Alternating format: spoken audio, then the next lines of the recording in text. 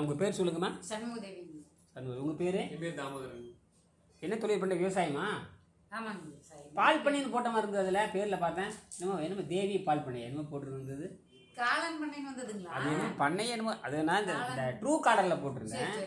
அது ஏதோ பழைய அட்ரஸ் காட்டுது. எது பண்ணை பால் பண்ணை அப்படியா? அது வந்திருக்கு மாதிரி. அப்போ சொந்த பூமி இருக்கா உங்களுக்கு? கொஞ்சம் தான் இருக்குதுங்க. குத்தகை போட்டணுங்க. இப்போ சொந்த பூமி 1 ஏக்கரா இருக்குதுங்க. அதுல கத்திரி, வெண்டைங்க, தக்காளி இதெல்லாம் வச்சா உழவர் சந்தைக்கு போயிருங்க. நீங்க அப்புறம் கணவர் என்ன பண்ணிட்டு இருக்காரு? அவருங்க தண்ணி சீர் ஓட்டுங்க. ஒரு 10 வருஷம் ஆச்சுங்க தனியா இருக்கிறாங்க. நானும் சின்ன பையன் எல்லாம் 3 பேரு தனியா இருக்கிறாங்க. ஏன்னா இது உங்க சார்புல தான் எடுக்கணும். ஏன்னா உங்க சுய சார்பு சுய சம்பாத்தியம் இருக்கிறவங்க தான் செய்ய முடியும். நீங்க மற்றவர்களை சார்ந்து செய்ய முடியாதுங்க. அதை நான் தெரியல. ஆமா ஆமா, சும்மா சாதாரண விஷயம் கிடையாது. ஏன்னா நோய் வந்து நீங்க வெல்றதுங்கிறது கிடையாது. அதனால அந்த இது நீங்க கட்டணத்துல சொல்லியாச்சு. இது அவ்வளவுதான். அதில் இது வந்து நீங்கள் ஒரு இடையில எப்போ வேணாலும் ஒரு பூரண அமைதி வருது, பூரணமாக குணமாயிடுச்சுன்னு சொன்னால் அப்போ நம்ம அதை ரிலாக்ஸ் கொடுத்துடலாம். எல்லாத்தையும் ரிலாக்ஸ் வந்துடும். அது நீங்கள் உங்களுடைய பொறுமையாகவும் செய்யணும், அவசரப்பட்டும் செய்யப்படாது. நிதாரணமாக விட்டு தான் செய்யணும். சில நேரத்தில் உடம்பு அனுசரிக்கணும், சில மனசு அறிவிக்கணும். சோர்வாக இருந்தால் ஒரு நேரத்துக்கு விட்டுறணும். மறுபடியும் ஏதாவது சாதாரண உணவு போயிட்டு திரும்பி வரணும்.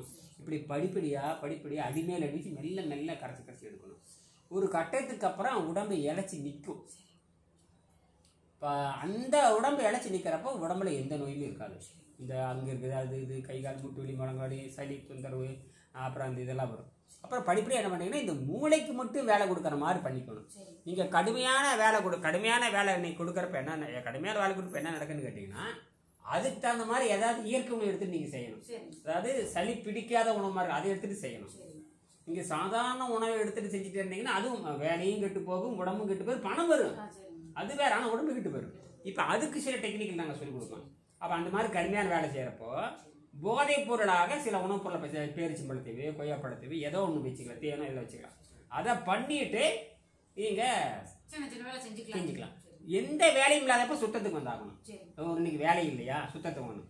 முதல்ல தப்பிக்கிற வேலையை பாருங்க, அப்புறம் வேலைக்கு தகுந்த மாதிரி உணவை மாற்றிக்கலாம். அது இப்படிலாம் மாற்றி கொண்டு வந்தால் தான் கடைசியில் நீங்களும் ஒரு முடிவுக்கு வந்து போதுமடா சாமின்னு முடிவு பாருங்க. ஏன்னா பணம் சம்பாதிச்சுட்டே இருந்துகிட்டே இருந்தீங்கன்னா அது முடிவு தான் என்ன?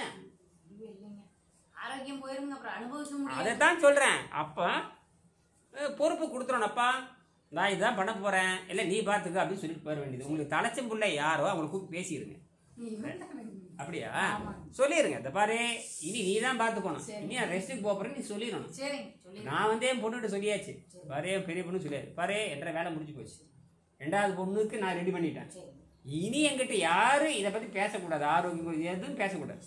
அப்படித்தான் நம்ம பொறுப்பு கொடுக்கணும். அது பெண்களை வந்து குழந்தைகளை வந்து ஒரு அறிவாளியாக மாற்றுறதோட நம்ம வேலை முடிஞ்சு போச்சு.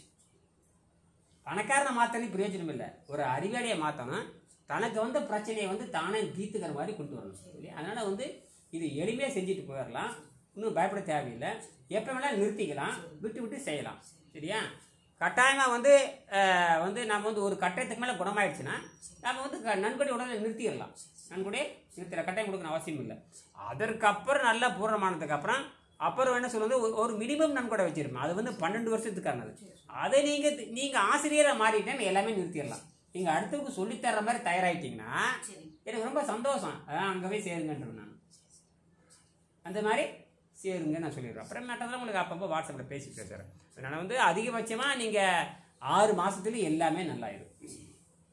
6 மாதத்தில் எல்லாமே நல்லாயிடும். ஒவ்வொரு மாதமும் நீங்கள் மெடிக்கல் ரிப்போர்ட் எடுக்கிற மாதிரி வரும். ஒவ்வொரு மாதம் நீங்கள் பணம் கட்டுற மாதிரி இருக்கணும். சொல்கிறேன். ரைட்.